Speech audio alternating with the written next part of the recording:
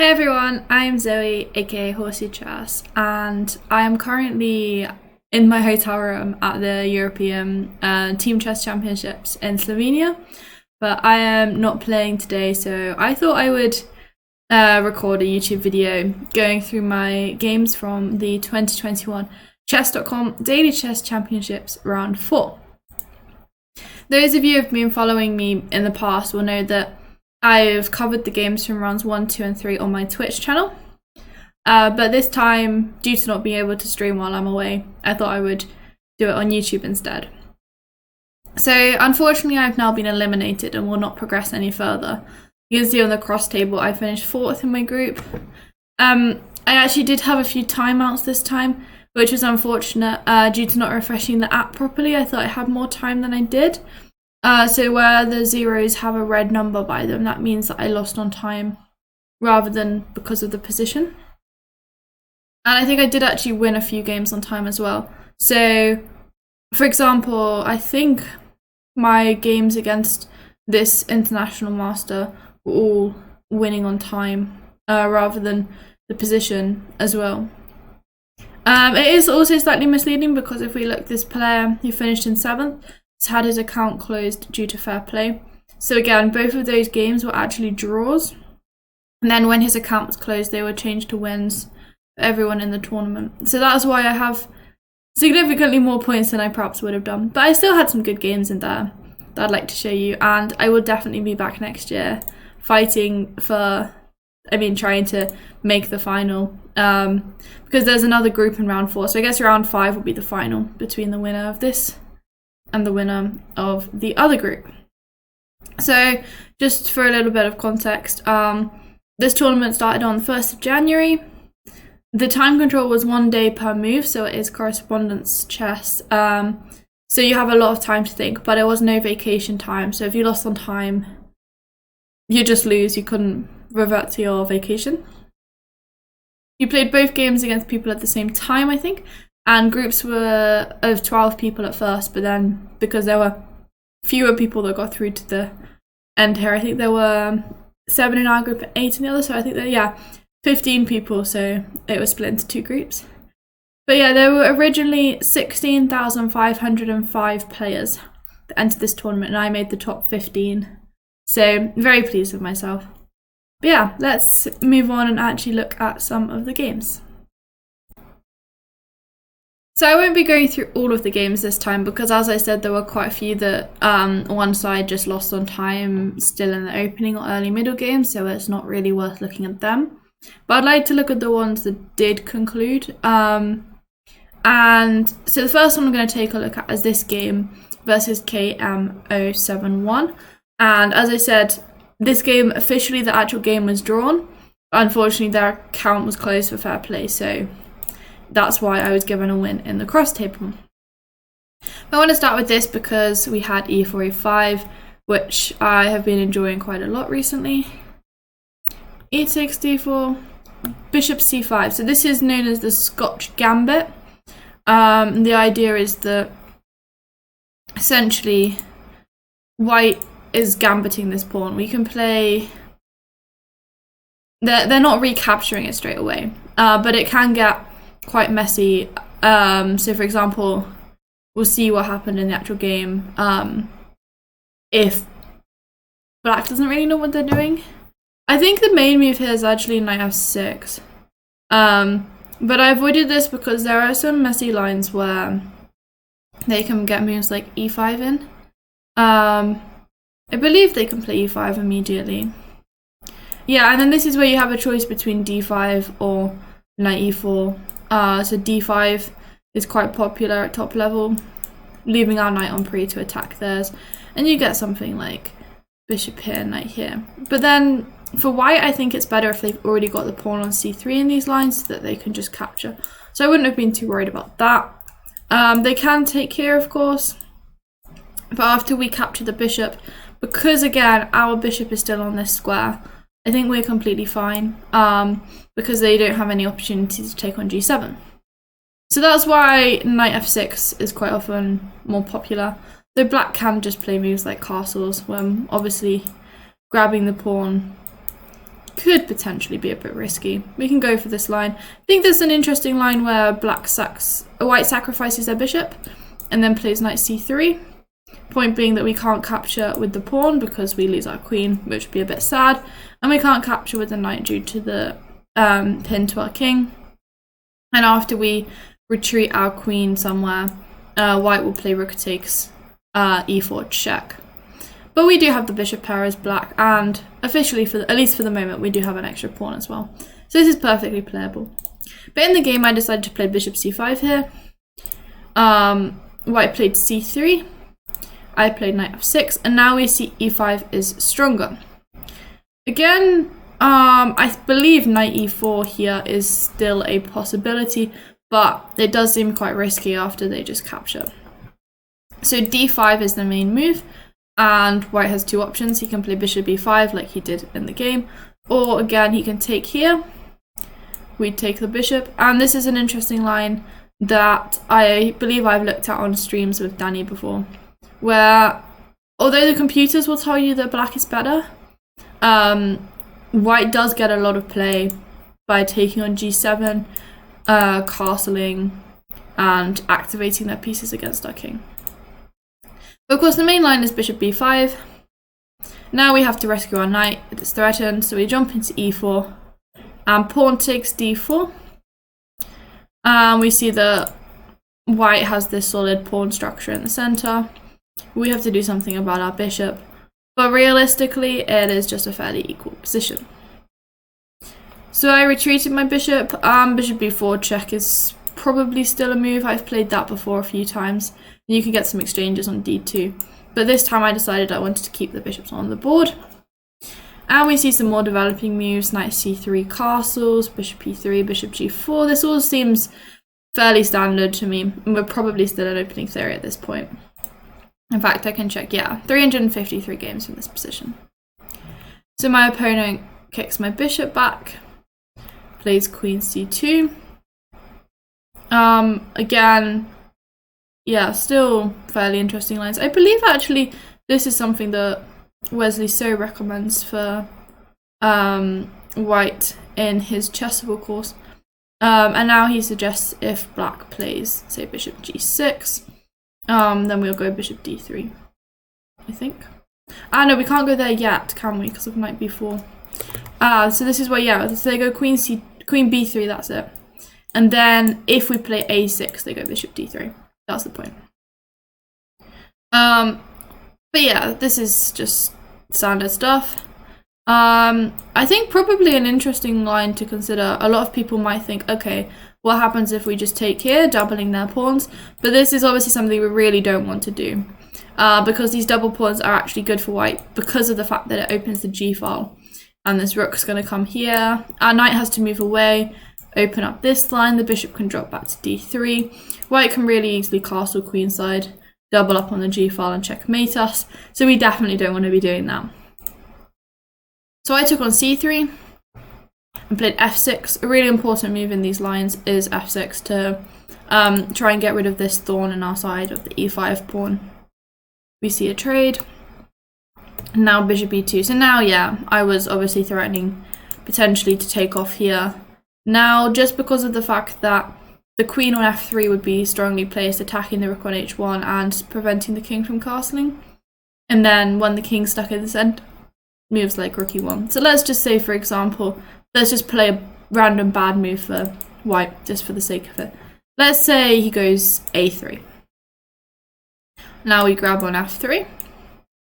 We're attacking this rook, so he has to move the rook. And now we bring our rook to e8. And look at these pieces bearing down. We're probably already threatening to sacrifice at some point with rook takes e3. And I think maybe even knight takes here, pawn takes, bishop takes is an idea. So sacking there as well, and we'll activate the bishop. I don't think white could ever go into this. So that's why he plays bishop e2, defending that. Fair enough. Bishop g6, attacking the queen, bishop d3. And now I don't want to repeat because he's activated his bishop to a better diagonal and we'll just take on h7. So we trade bishops. I bring my rook into the game. And at this point I think I was feeling like it's fairly equal, but I prefer black. But the thing is, I'm playing a strong player in correspondence chess who has a lot of time to think, so it's unlikely that they make a mistake. But over the board, I'd definitely take black in this position. Castles. Played queen f5, offering a queen trade. I couldn't really see a way to an attack with my queen, so I thought if I trade queens, activating my rooks even further, and then try and play with my queenside pawn majority. But he declined the queen trade. So here I played queen h5. I think the computer gives this as a bit of a mistake. I believe I might have been following an opening explorer game at this point as well, but the computer likes just knight e7 and c6, solidifying our thing and bringing our bishop back in. And this makes a lot of sense to me. I think I didn't want to stop my pin on this file, but actually what can white do? If let's say white plays rook e1, sort of move that might make sense. Maybe now I go, well, I could throw in knight g6 first, or I could go c6 immediately perhaps.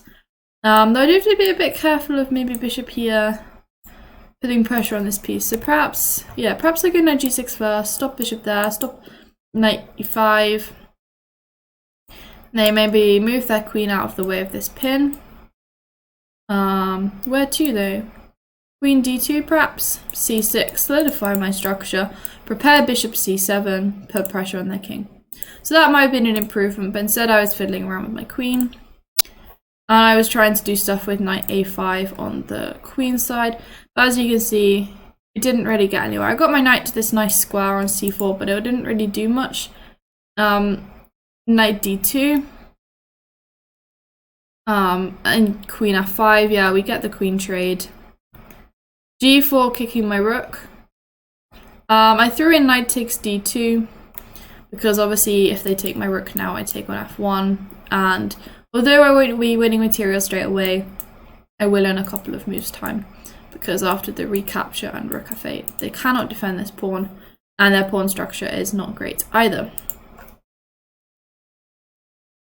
So bishop takes d2, rook takes e1, rook takes e1, rook f3, trying to probe and attack this pawn.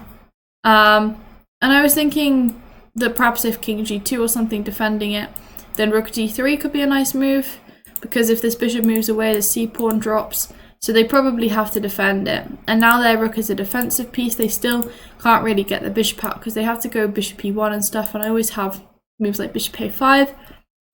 So just c6, solidify my structure, king f7, moves like that, and black would be better. But unfortunately for me, my opponent saw all of this and played bishop e3, with the point that I can't take this pawn, because after king g2, my rook has actually run out of squares to go to after rook h4 and king g3. And I will be losing. So I couldn't take, so I just played c6, trying to activate my pieces. King g2, rook f8, rook b1, just stopping my bishop from being able to move due to this pawn. g6, a4, and my opponent offered a draw. So here I decided to accept, because I couldn't really see a clear way of continuing and trying to get my pawn majority on the queen side going. If he hadn't offered me a draw, I probably would have played rook f7, defending this pawn, ready to perhaps try and reroute my bishop somewhere, maybe bishop a5 or bishop to d8 and out to h4 or something, and put pressure here. So I did have ideas, but it wasn't really clear how to continue. Okay, that was my first game against KM071. I'd like to look at both of my games against this player, Tareyev Abdikarim, 2330 rated at the time of this game, from Uzbekistan. Both of my games against him resulted in draws in the end, but they were really fought out, and I think both of us might have missed winning chances at points. When I was white, it was 79 moves long. When I was black, it was over 100 moves, I believe. So quite a lot of stuff to look at. I don't want to go too in depth, but we'll take a look. So we had a Sicilian, now 3 e6, and here I decided to try d4 rather than going for c3, because I want to try and get used to open Sicilians and playing them out. So we saw some standard opening theory. I made good use of the opening explorer function that chess.com has to play out the opening. So I'll whiz through to the point where the explorer ran out of positions and I was playing on my own. So yeah, we're still playing games at this time. Yeah, I like this f4 plan. Very active attacking style. So we saw a trade, c4. Yeah, so I think at this point I was feeling quite comfortable because there were 8 games in the database and white did really quite well. Now this was the new move, queen e4 here. This was the point where I was playing on my own and had to come up with moves. So yeah, we see I've just taken this pawn, he goes queen e4. I had lots of moves to consider here. I could have developed my rook, maybe to c1 or to d1, but I wasn't 100% sure which square I would want my rook on yet. So I decided not to do that. I don't want to move this one away because I like this f pawn pushing through.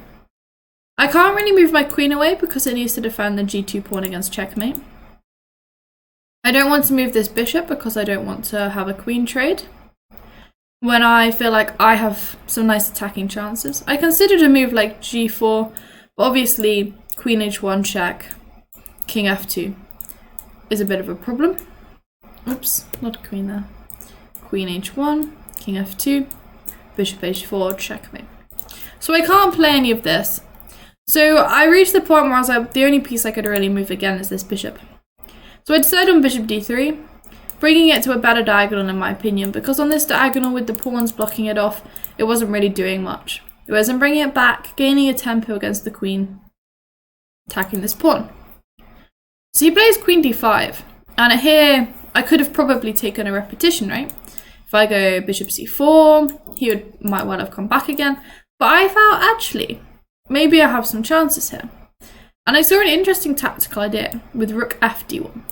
Now it's important because rook a d1 also looked strong, but as you'll see, I wanted to be able to bring this rook to c1 in some variations, which is why I decided to move my f rook, despite the fact that I had a nice pawn push. So I'm immediately setting up a tactical discovery against the king with bishop takes h7 check, winning the queen. So my opponent played queen a5, getting out of this. But then the tactics work for me anyway, because I can win a pawn right here now. Because I saw I had bishop takes h7 check. So obviously, if they don't take, I just move my bishop back, I'm fine. So they take. And now rook takes d7, and suddenly I'm forking both their bishops. So I'm currently a piece for 2 pawns down, but I'm going to win a piece back when they move. So he decided to save his light squared bishop, which I think was a sensible decision, because now the bishops are opposite color bishops, which is a really key point, which means he'll have more chances than if he'd saved the other one instead. So obviously I grabbed the bishop, and now rook c8, b4, attacking the queen. Queen b5, decided to trade queens. When you're material up, exchanging pieces is often a good idea, and especially as his queen might have been a problem attacking me. I could have potentially kept my queen on and tried to push for some kind of attack, but I didn't really see a good way of doing it. And I felt like my king might become quite weak as well with moves like rook c2 coming. So I grabbed the queen trade. Bishop c5, bishop and pawn defend each other well. It stops any kind of rook c2 moves, creates ideas of moving this rook away and attacking their bishop. Felt like a strong idea. So yeah, we shuffle our kings in. And at this point I was thinking I'm probably going to win this game, right? I was like, well, I'm 2 pawns up. Although the bishops are opposite, we have rooks as well. Computer gives me is completely winning, but unfortunately, I made a blunder later on, as you'll see. So I activate my rook. I bring it to c3 because I think it's important to defend this pawn, but I didn't think I wanted to play a4 and swap it off yet. And I wanted to stop this rook from being able to come into d3. So I'm really trying to defend against any counterplay and threats that my opponent might have. And then if he ever does play rook a8, I'm defending this as well. His rook now comes to d1 and makes the most of the fact that I cleared the first rank. But again, he's not really got any threats yet. I guess I thought maybe he had an idea of coming here and perhaps trying to come down here. But I was still feeling pretty comfortable. I went h3. obviously threatening to go g4 and try and force this bishop away and maybe get f5 in and things and attack this weak king. Rook c d8. I could have probably played g4 here immediately, but I was slightly concerned about one of the rooks coming to d3, forcing some rooks off, and after then my king's obviously forced backwards. The bishop then gets the e4 square, and the rook is attacking 2 pawns here, which didn't really feel like a good idea for me to do. So I decided to play bishop d6. Again, this sort of bishop and pawn defending each other is a key idea here. And I'm cutting the rooks off from each other. And my rook's controlling the c file at this point, so the bishop wasn't really doing so much on c5 anymore. So rook a8. I continue with my plan of g4. Bishop b1, h4. Just crushing the king over there. Now rook g1. Putting pressure on my pawn structure so that I have to make a decision. I don't think king f3 works. I can't remember what I had issues with this, but I didn't really like king f3 very much. So I went for h5 check, king h6, and then I think I miscalculated a little bit. I thought I could play g5 check and that I would get this pawn and stuff, because I thought if I take on f7 immediately after rook takes g4, he's defending this and he gets this. But actually, looking at it afterwards on the computer, I think it liked white to do this and then just play king d4, king c5, which makes a lot of sense. So he'll take here, I take on c5. You can try something like g5 to trade off, but then this sort of position is just going to be completely winning for me. So yeah, that's what I should have done, but g5 check gave my opponent an opportunity. So he takes on h5, I take on f7, and I thought, oh, this is great because I can get this pawn and this one's weak. King g6, defending it, and then rook e7. And I just missed how active his pieces would become now, which was a bit of a problem because I then have to deal with mate threats. So he plays rook d1. And yeah, already the computer evaluation is just saying a 0-0 now. I've messed this up. So I grab the pawn. King f5, and now notice how the king's quite active. He might have threats against this pawn. My rook's attacked. He's covering another square of my king, so if he wants to play bishop a2 at some point, his king still covers this square. Rook e7, rook h8. This is the idea I'd missed by giving up the h pawn. This entire line, basically the one move I'd missed was this rook swinging across to h8 and coming down. If he doesn't have that, I should still be winning. But yeah, there's just not enough time to deal with the threats. So obviously rook check is a threat now because this rook covers the d file. And I can't move across to defend my rook. He's threatening to just win a rook here. So I played king e2, out of the way of the checks. Rook d4, really important for him to keep his rook on the d file to create these ideas. Bishop c5. And again, he had a nice way here, which just about works for him, which was unfortunate. Bishop h2 check. Oh, sorry, rook h2 check. King f3. And rook d to d2, which is the only way he can continue in this position. Anything else, and I'm winning. So he did well to find the throwing that move in. And now the problem is that he's already threatening to a mate in one because of this king being active here. So I have to play rook f7 check, just so that I don't get checkmated. He played king g6, but now he's attacking my rook. And he's still got threats of going check and winning my rook. So I played bishop e3. And I know it's unfortunate to give up a piece, essentially, as we'll see. But it was the only thing I could do to avoid losing completely. So king takes f7, bishop takes d2, rook takes d2. And at this point I was like, well, I've got 3 pawns for the piece. If he can start to win some of the pawns, obviously he's better. But if I could swap off the pawns and maybe keep at least one of them, rook and bishop against rook would be quite difficult for him. So yeah, we played this out. Gave a check. I just kept my rook active, trying to grab some pawns from him. Again, this is another really key important moment. Rook b6 is so important here, to just push the king back before I do anything else. If instead I just capture this pawn, I'm going to get checkmated immediately due to bishop f5 and rook h3. So I have to be really careful as rook and bishop are working well. So that's why I play this, king h7. And again, rook takes b5. Although I don't get checkmated this time, the problem is he can play something like g6. And it makes it really difficult for me to ever trade off this pawn, because the bishop defends it and I can't get f5 in to get a pawn break. So I played g6 check to fix this pawn in a dark square and allow myself some kind of pawn breaks, which was a good way of playing it.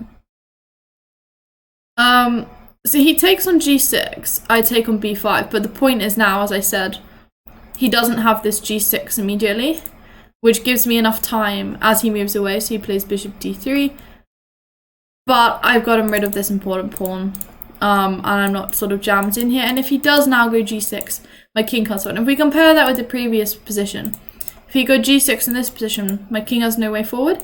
But with this g pawn gone, if I find the position, yeah, now if he gets g6 in, my king has a square to come in, and I might actually even have chances of winning this. So rook b6, bishop b2, check, king f5, rook takes a3. And again, this was just sort of all standard stuff now. As you can see, the computer gives this as 0-0 at this point, and both players played relatively accurately. I think there were multiple ways of drawing it, but to not give each other chances. So I bring my king, tried to repeat the position, he didn't want to repeat. So I pushed up the pawns to try and trade them off. Then I left it, really important here, my rook's defending both my pawns. They're both on dark squares, so no tricks with their bishop. And I brought my king round, he was cutting me off, was just repeating for a bit, attacking pieces, and eventually he lets my king come to the queen side. So I have to give up my kingside pawn, but my pawn's quite far advanced. And yeah, so he ended up repeating the position here. Because what else can he do? I can just move backwards and forwards anyway. If this bishop moves away, then there's maybe check and pawn push. And if the bishop doesn't move, I mean check's threatened anyway. If he just plays king here, well, I can just, I guess, repeat with my king as well, even if I want to. And then if he plays something like this, so that I don't have these king moves, I just throw in a rook move, as long as I keep it along this rank, and that will always be a draw. So yeah, so it's unfortunate I missed a win there, because I had a really nice opening position and some good chances, but I still managed to hold a draw in a difficult endgame. So I was pleased with that game overall. The last game I'd like to look at in my video is when I was black against the same person, Tariev Abdikarim. Again, as I said, this was 100 moves long, this game, so we're not going to look too in depth, but we see a Slav opening, and he plays g3, which is quite unusual, I find, directly against the Slav. Normally white's already played knight f3, because when I've committed to this structure, there's not really so much point in playing bishop there. So I don't come across this that often, but we had it in this game, and I played the line where you take on c4 and decided to pawn grab, defend. Again, I was following the chess.com openings explorer, so we will skip forward to the point where I was on my own without that any games in that anymore. So this was all from the explorer. I saw that black was doing pretty well. There was one game still that we were following at this point, which had finished in a draw. So we still follow this game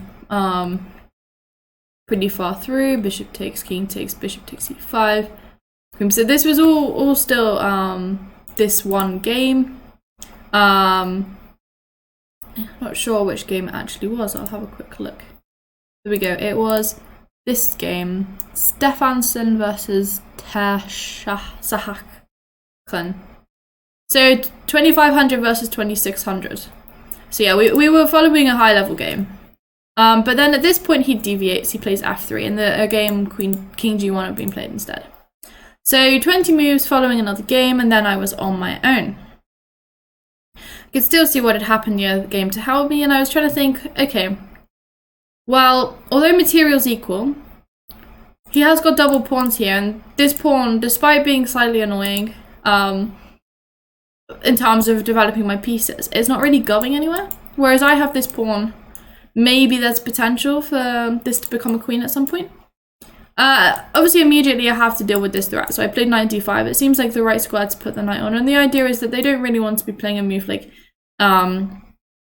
e4, because I'm always going to have good squares for my pieces. So, for example, I can gain a tempo on the queen with rook c8. I think queen e1 is what the computer wants. Yeah, queen e1.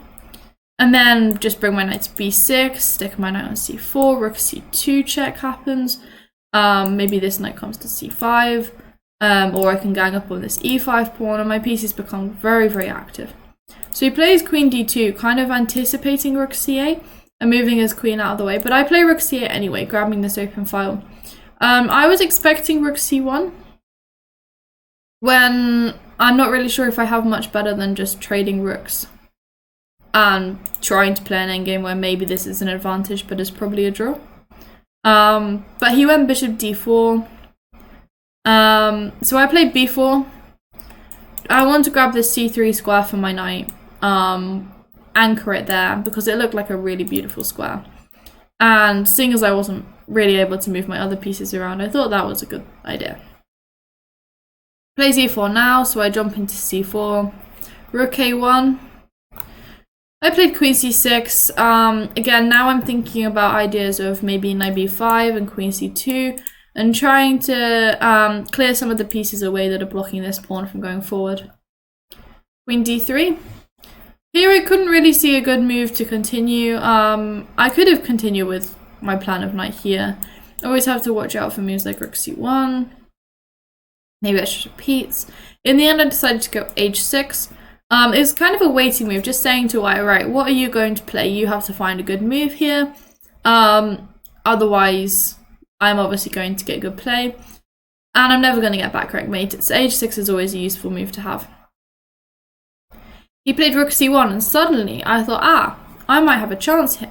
Now that his rook's come off from the a file, I can grab this beautiful square here, queen a4. And I'm attacking this, and obviously if he takes here, I take on b3, and because of the pin, I'm going to end up winning something. Queen can take on d7, rook takes c3. This pawn is just going to promote eventually with all these trades. So he doesn't want to do that, but he can't come back to a1 because his knight's hanging, so he has to move his knight to d2. And now I was thinking, right, I've made some kind of progress here, right? I've removed the piece that was blockading my pawn. I can't push my pawn yet, but I've definitely got one step closer to being able to. So I decided to play queen a3. And basically just defending this again, because potentially at some point maybe he was then threatening to take, and I don't want to allow that. Whereas now if he takes, well, I could take on c3, or I could take on c1, to be fair. But let's say I just played something random, I don't know, like king g8, just make a move. Then bishop takes c3 would have been slightly annoying, because once he's won this pawn, okay, it's probably still just a draw, but he is a pawn up, he's the only one playing for anything. So queen a3, defends my knight, attacks his rook.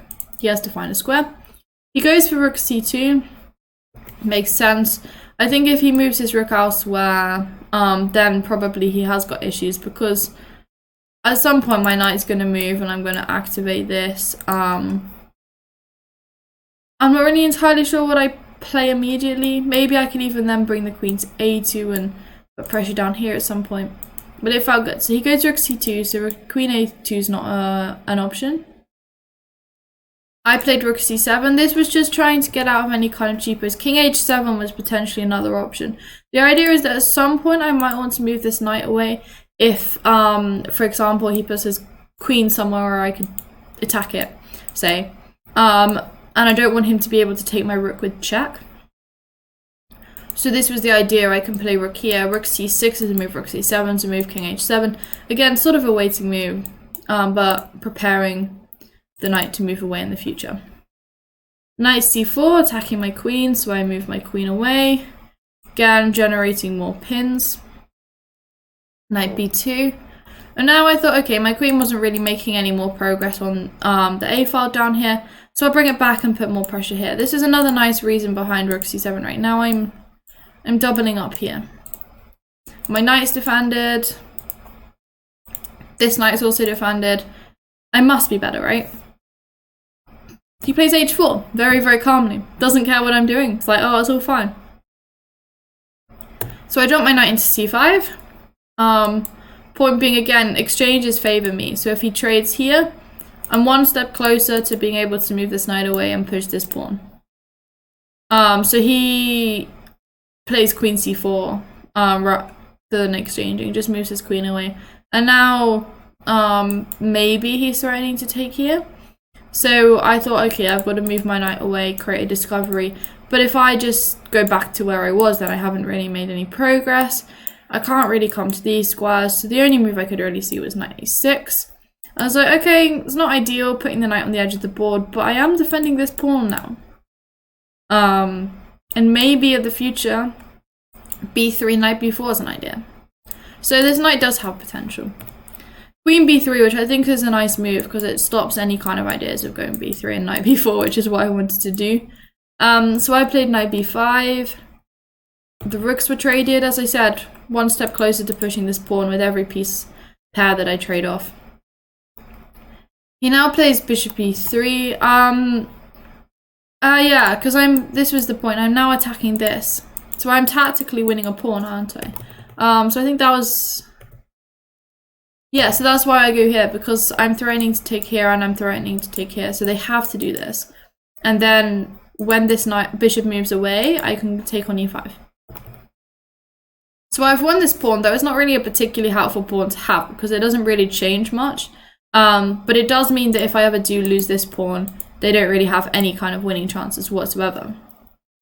So knight d3, queen c3. Again, I felt like every piece exchange, I'm one step closer to promoting this pawn, right? So the queen takes, I take. But actually, as we'll see, it turned out it wasn't so simple to get this pawn through, which was unfortunate. His king comes along. I played f6. Preparing to go e5. I had this plan of like... I mean, probably wasn't the best of ideas to put all of my pawns on dark squares where their bishop can potentially at some point in the future do nasty things to my pawns. But I wanted to close off the king side a bit, not give him many chances, and then come over and do something with this pawn. So he goes for this pawn break f4, I trade. Knight here, perhaps bringing my king in straight away might have been a better idea. So either king h7, king g6, king h5.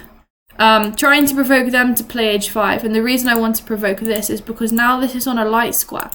It's not defended by this bishop. So if I trade one pair of knights, then suddenly this pawn is really, really weak and he can't defend it. And again with f5, fixing these pawns on light squares, not allowing pawn breaks.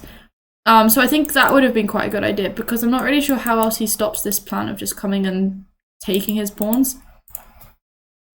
But I didn't see that in the game. I played knight d6, e5, yeah. So now he's got this pawn break-in, which is slightly annoying because he's going to have a passed pawn at some point as well. Yeah, so I exchange off and now, obviously, this is going to come down.